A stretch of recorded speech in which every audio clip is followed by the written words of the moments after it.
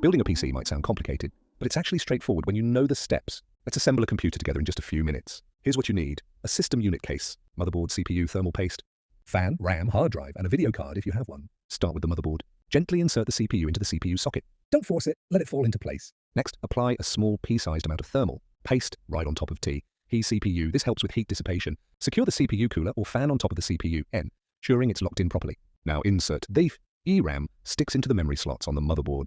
Make sure the notches align and pass.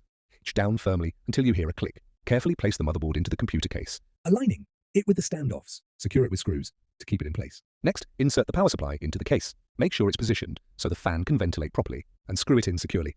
Slide in the hard drive into its designated slot and secure it with screws if needed. If you have a dedicated video card, insert it into the PCIe slot on the motherboard. Push down gently and secure it with screws. Now connect all the necessary cables. Attach the power cables to the motherboard, hard drive, and video card. Don't forget the front panel connectors for the case buttons and ports. Once everything is connected, close up the computer case and secure it with screws. Finally, connect your VGA or HDMI cable from the monitor to the system unit. Plug in your keyboard and mouse using USB cables. Last step, connect the power cable to the power supply and plug it into an outlet.